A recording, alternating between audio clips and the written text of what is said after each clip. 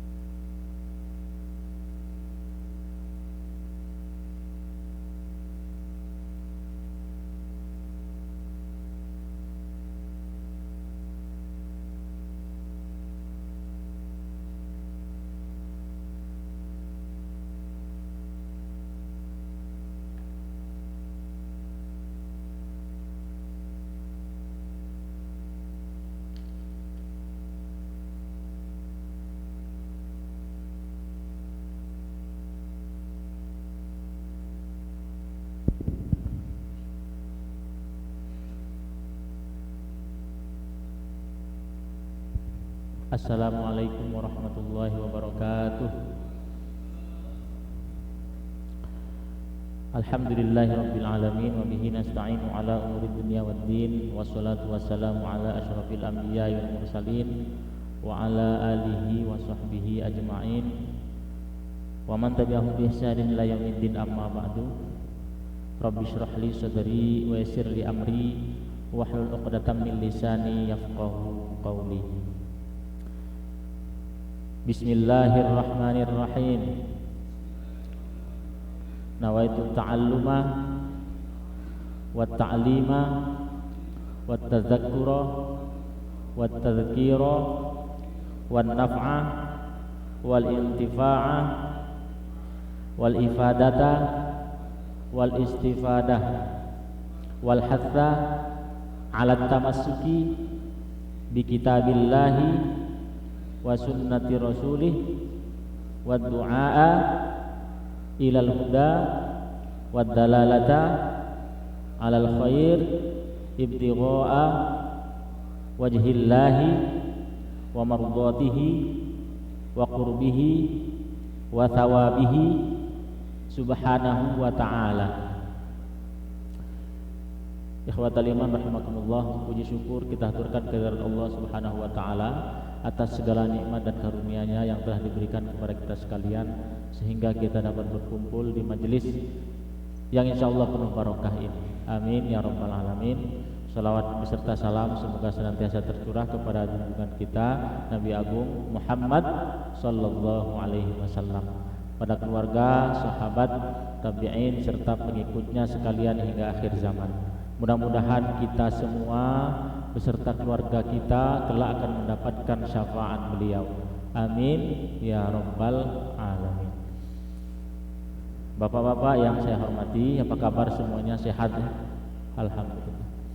Semoga bapak-bapak sekalian semua yang hadir di majelis ini senantiasa diberikan inayah dan rahmat oleh Allah Subhanahu wa taala, diberikan oleh Allah Subhanahu wa taala umur yang panjang dalam ketaatan kepada Allah, kesehatan, kelapangan rizki, anak-anak semuanya sehat, menjadi anak-anak yang soleh dan solehah, keluarga menjadi keluarga yang sakinah, mawaddah, warahmah. Amin ya rabbal alamin. Ikhwatal iman rahimakumullah, insyaallah kita akan melanjutkan kajian fikih ya. Kita mulai minggu kemarin pada bab rukun-rukun salat ya, rukun-rukun salat. Kemarin kita sudah masuk di syarhu arkanis shalah, penjelasan rukun-rukun salat ya, penjelasan daripada rukun-rukun salat. Bismillahirrahmanirrahim ya. Qala al-musannifu rahimahullahu taala nafa'anallahu bihi wa bi ulumihi fid dharain amin. Ya. Minggu kemarin kita sudah sampai niat ya, sedikit bahwa niat itu tempatnya di hati. Di sini di hati, waktunya yaitu ketika takbiratul ihram ya, waktunya ketika takbiratul ihram. Nah, kemudian darajatun niyah fi shalah. Darajatun niyati fi shalah salah satu idza kanat sholatu fardhan wajaba qasdul fi'li wat ta'yin wal fardiyah, wa idza kanat sholatu nafilatan muaqqatah qad duha wal witri aw dzata sababin ka sunnatil kusufi wal istisqa wajaba qasdul fi'li wat ta'yin, wa idza kanat sholatu nafilatan mutlaqatan wajaba qasdul fi'li faqat ya. Kita masuk ke sini. Derajat niat dalam sholat atau tingkatan-tingkatan niat dalam sholat ada 3. Yang pertama apabila sholat fardu ya, apa saja yang wajib diniatkan ketika kita sholat fardu ya. Ketika sholat fardu yang wajib ada dalam niat kita, yang pertama qasdul fi'li, menyengaja pekerjaan atau menyebut bahwa kita niat sholat, kita akan sholat ya, menyebut dalam hati. Yang kedua ta'yin. Ta'yin itu menentukan nama sholatnya, zuhurkah, asarkah, maghrib, isya atau subuh. Yang ketiga al-fardiyah, menyebutkan dalam hati atau meniatkan bahwa ini sholat fardu. Jadi kadar minimal niat sholat fardu itu usolli fardol maghribi ya, kalau sholatnya sholat maghrib, usolli fardol isya ya. Dalam hati berniat aku niat sholat fardu isya ya, atau sengaja aku sholat fardu isya. Jadi fardunya harus disebutkan, nama sholatnya harus disebutkan, kemudian menyebut bahwa aku niat sholat fardu isya, aku niat sholat fardu subuh ya. Itu kalau sholat fardu, berarti ada 3. Yang kedua, kalau sholatnya sholat sunnah yang ada waktunya, sholat sunnah yang ada waktunya, waktu tertentu, seperti sholat duha ya. Seperti juga sholat witir atau sholat tahajud.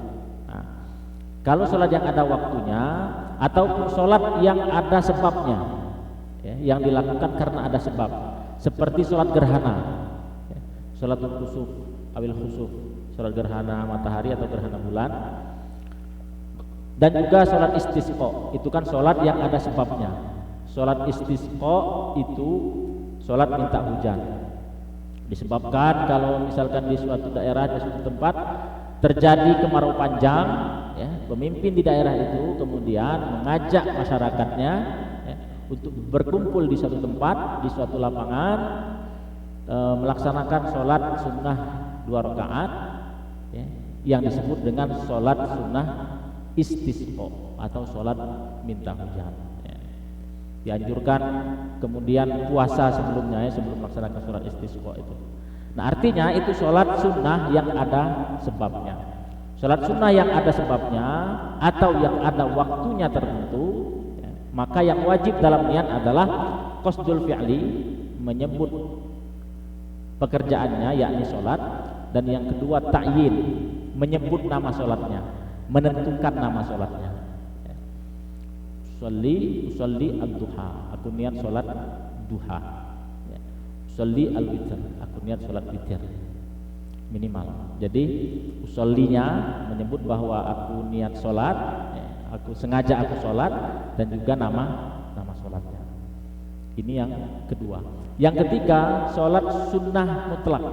Ya, sholat sunnah mutlak itu sholat sunnah yang tak terikat dengan waktu dan tidak tersebab oleh sesuatu. Ya, tidak ada sebab dan tidak ada waktu tertentu.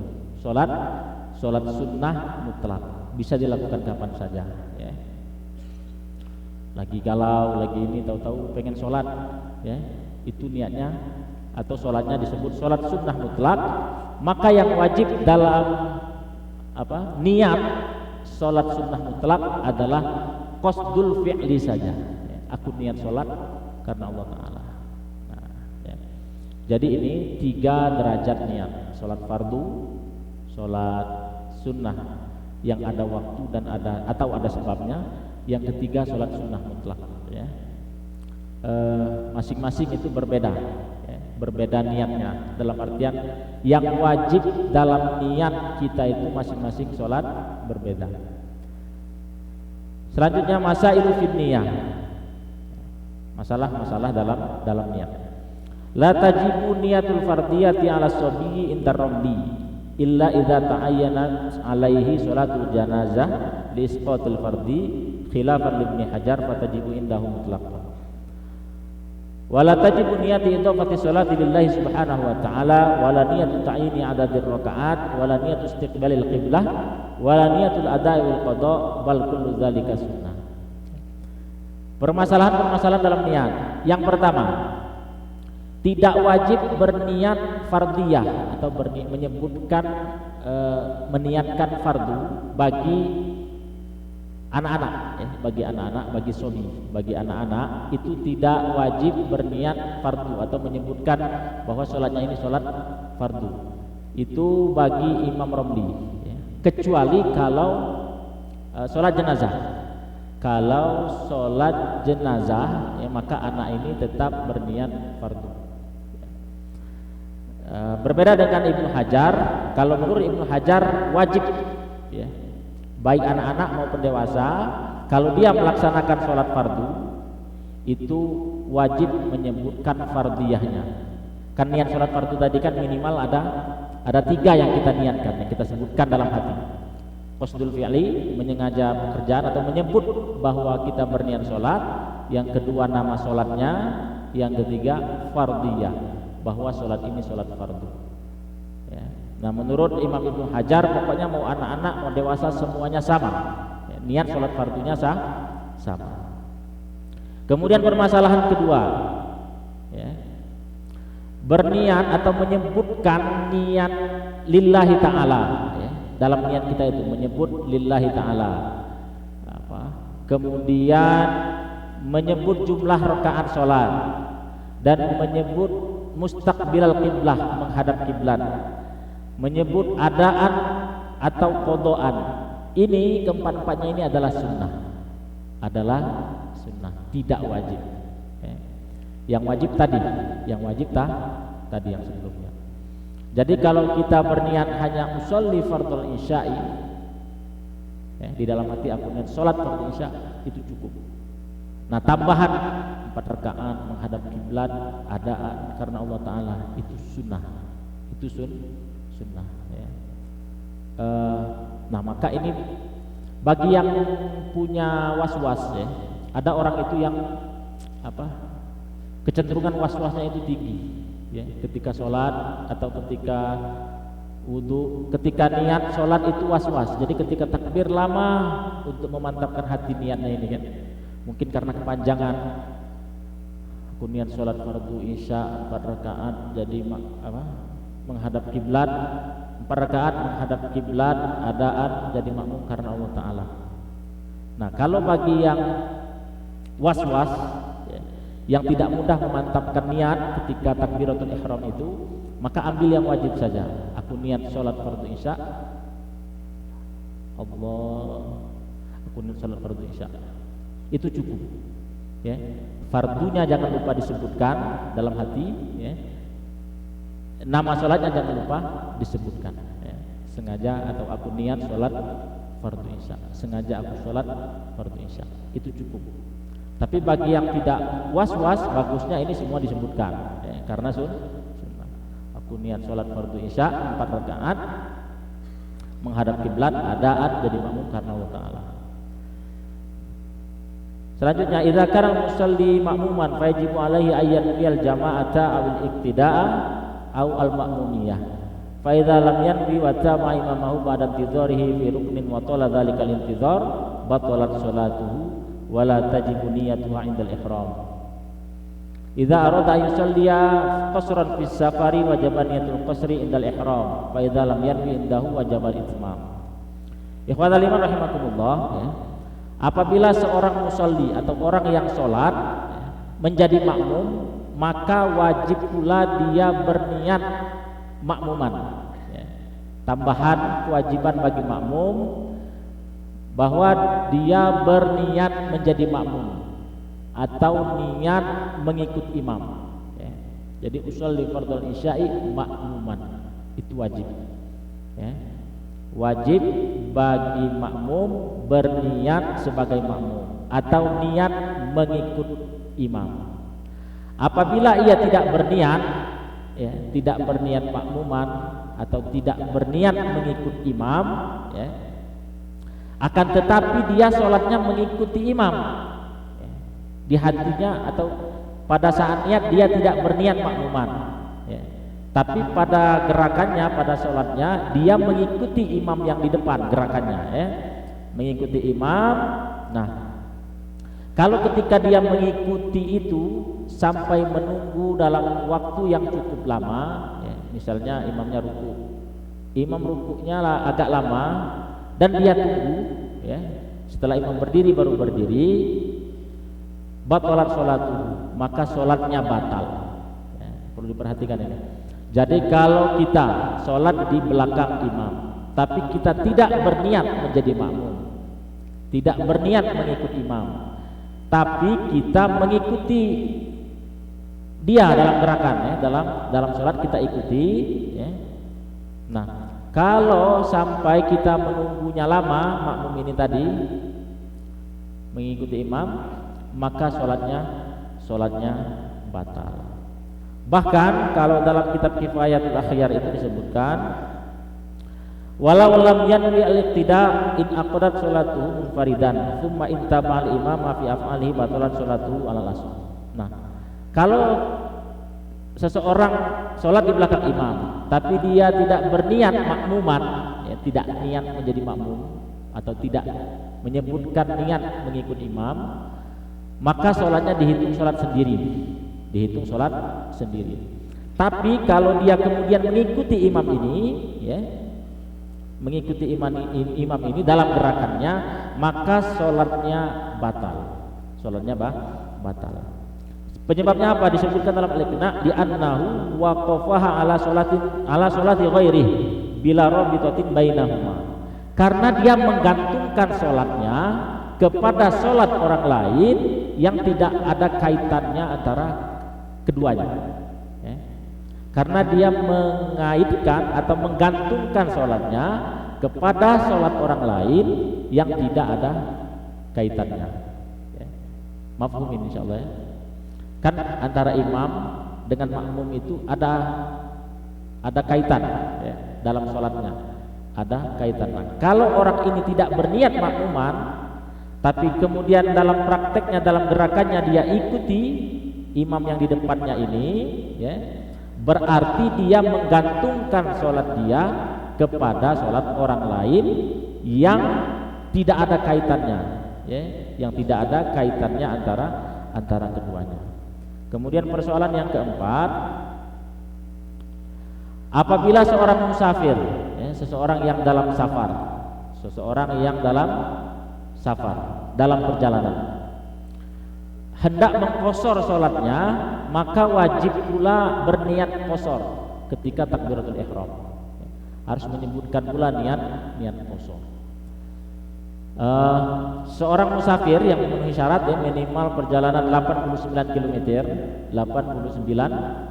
km itu boleh mengqashar salat. Salat yang boleh dikosor itu artinya diringkas ya, adalah salat fardu yang 4 rakaat. Berarti zuhur, asar, isya. Salat zuhur, asar dan isya itu boleh dikosor menjadi 2 rakaat ya. Dengan syarat tadi perjalanannya minimal 89 km dan bukan perjalanan yang dalam rangka maksiat, bukan perjalanan maksiat. Nah, kalau mau mengqashar maka hendaklah menyebutkan dalam niatnya dia mengqashar. Kalau tidak diniatkan qashar maka wajib itmam. Dia wajib menyempurnakan 4 rakaat. Ya, wajib menyempurnakan 4 rakaat. Ya, itu masalah-masalah yang terkait dengan niat. Kemudian ar-rukn tsani, kita masuk ke rukun yang kedua. Ya, rukun yang pertama niat, perinciannya yang tadi. Rukun yang kedua takbiratul ihram. Ar-rukn tsani takbiratul ihram.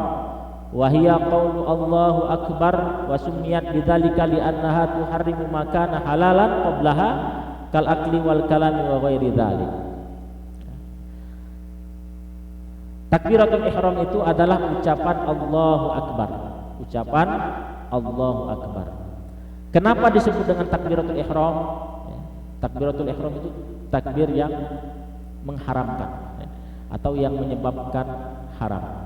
Kenapa disebut dengan takbiratul ihram? Karena takbir tersebut mengharamkan sesuatu yang sebelumnya halal, seperti makan, berbicara. Makan, berbicara ya, ini sebelumnya halal, tapi ketika sudah mulai takbiratul ihram maka semuanya jadi haram. Haram itu dalam artian ya tidak boleh ya. Kalau kemudian orang setelah takbiratul ihram makan, maka membatalkan sholatnya. Atau dia ngomong, berbicara, ngobrol, maka membatalkan sholatnya. Maka disebut dengan takbiratul ihram karena takbir tersebut mengharamkan sesuatu yang sebelumnya halal. Kemudian surutu takbiratul ihram isruna. Syarat-syarat takbiratul ihram ya. Syarat-syarat takbiratul ihram. Takbiratul ihram itu sepertinya mudah. Ya, tapi memang mudah sebenarnya ya. Tapi di sini disebutkan ternyata syarat-syaratnya banyak ya. Syarat-syaratnya banyak, ada 20 ya. Ya, pekerjaannya ringan, Allahu akbar, tapi syarat-syaratnya ternyata ada cukup lumayan banyak ya. Syarat-syarat takbiratul ihram ada 20. Ayusmi'a nafsahu hurufaha wa an takuna halatal qiyami fil fardi an takuna bil arabiyyah at-tartibu fiha an-nutqu bi lafdzil jalalah an-nutqu bi lafdzi akbar, ada mumad di hamzatil jalalah, ada mumad di ba'i akbar, ada mutasydidil ba, al-muwalatu bainahuma. 10 dulu ya. Syarat yang pertama ya, takbiratul ihram, kita harus memperdengarkan takbir tersebut ke telinga kita sendiri. Artinya apa? Bersuara. Takbiratul ihram itu syaratnya harus bersuara, harus dilafazkan, harus diucapkan. Maka ya, tidak boleh atau tidak cukup hanya dalam hati. Hanya dalam hati. Atau hanya misalkan geremeng-geremeng saja mulutnya, takbirnya diucapkan dalam hati, maka itu tidak cukup ya. Jadi harus terdengar minimal oleh telinga kita sendiri, terdengar dalam artian apa? Kalau saat suasana tenang, kalau misalkan memang lagi ada keributan, kita sholat kan, kalau nggak kedengaran itu tidak apa-apa. Maksudnya terdengar oleh telinga kita sendiri ketika suasana sedang tenang atau sedang sepi. Kalau misalkan di samping masjid ya, ada keributan, suara yang bikin ribut, bikin nggak kedengaran misalnya. Nah itu walaupun nggak kedengaran tidak apa-apa. Intinya bersuara dan dilafazkan. Yang kedua, hendaklah dilakukan ketika berdiri. Hendaklah dilakukan ketika berdiri, ya. Ketika berdiri secara sempurna pada sholat fardu. Ya.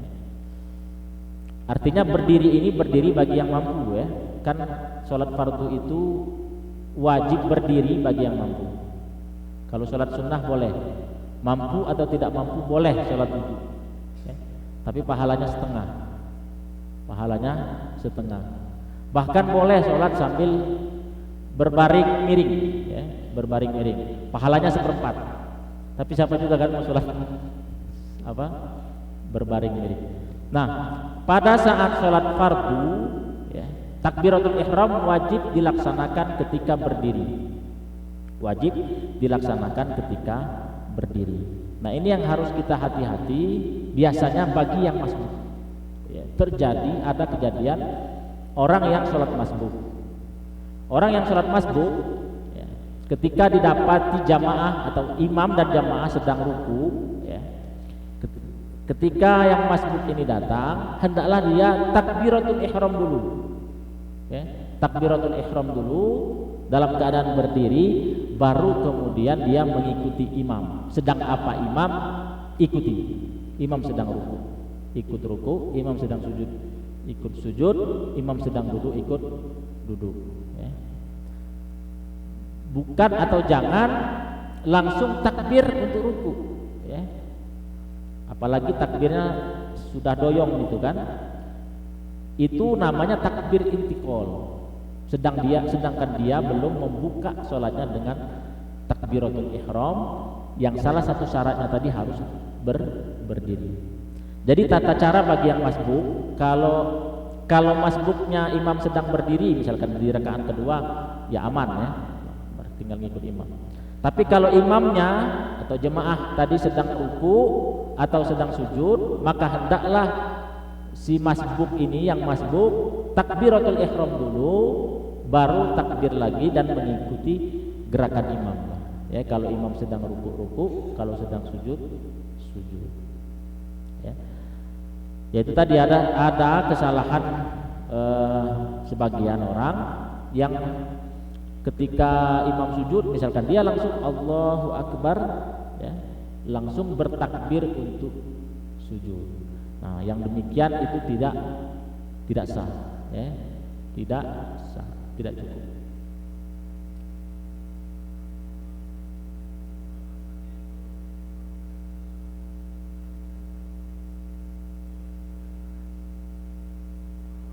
Ya.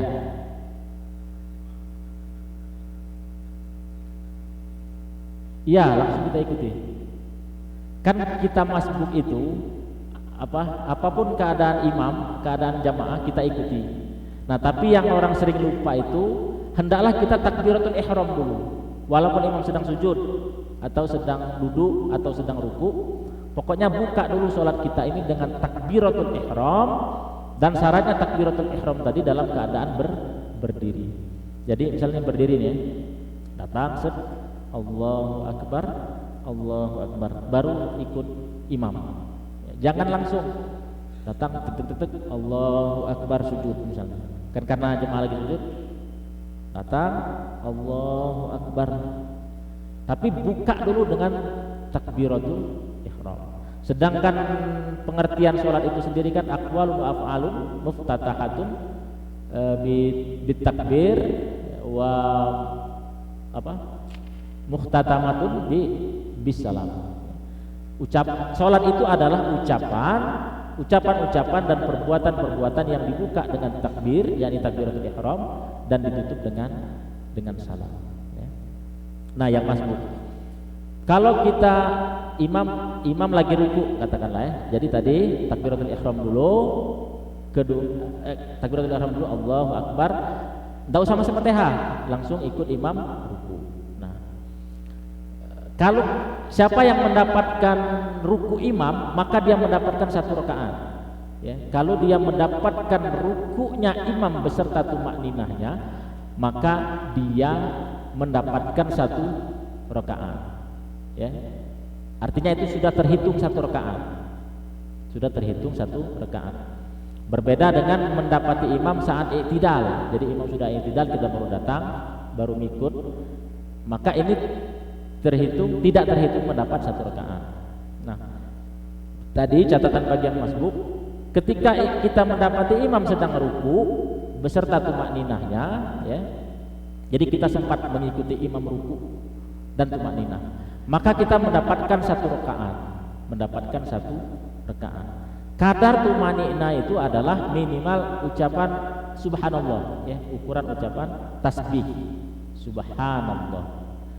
Tapi kalau kita tidak sempat mendapat rukunya imam, ya, imam lagi ruku, imam dan jamaah lagi ruku, ya, kita datang, pas kita ruku, kita sudah takbiratul ihram kan, takbiratul ihram kemudian ruku, imamnya berdiri, ya, ini berarti kita tidak mendapatkan ruku bersama imam. Ini yang biasanya kita harus hati-hati.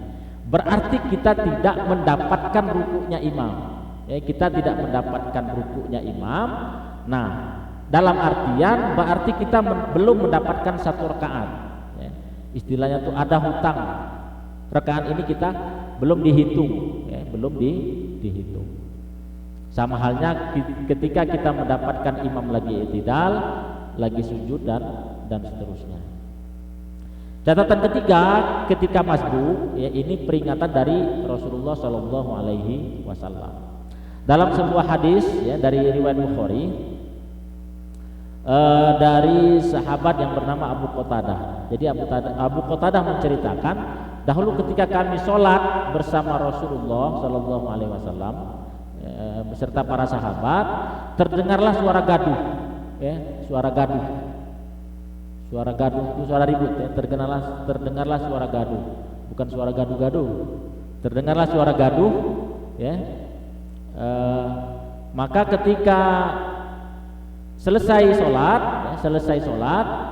faqala sallallahu alaihi wasallam, fala taf'alu idza ataitumus sholata fa'alaikum bis sakinah, fama adraktum fasallu wa ma fatakum fa'atimmu. Ini catatan bagi kita, ya. Ini sering kadang-kadang saya juga, kita itu ketika masbuk buru-buru, nah, kata Nabi apa? Fala taf'alu, jangan lakukan demikian, ya. Apabila kalian datang untuk sholat, fa'alaikum bis sakinah, maka datanglah dengan tenang, ya, dengan tenang. Jadi walaupun masbuk bukan berarti santai, ya. Ya, seperti biasa saja, jangan.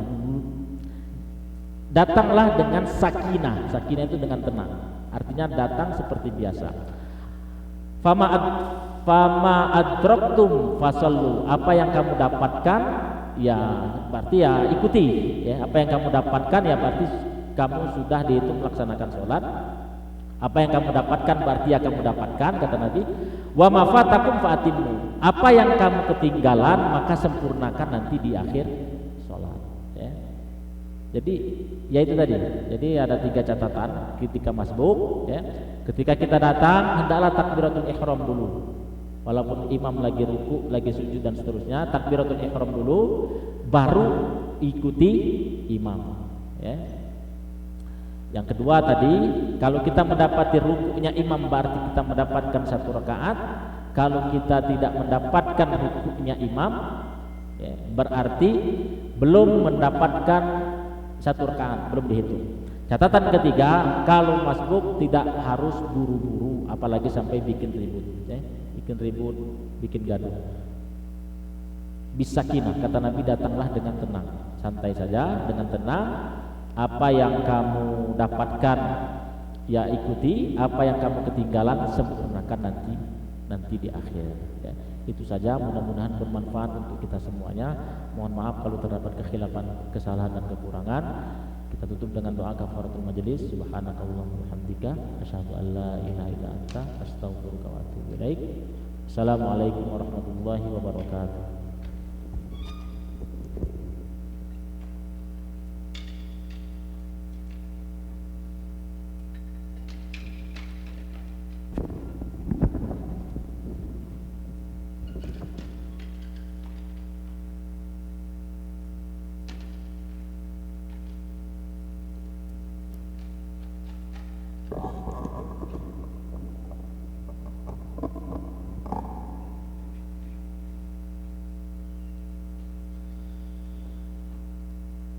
Allah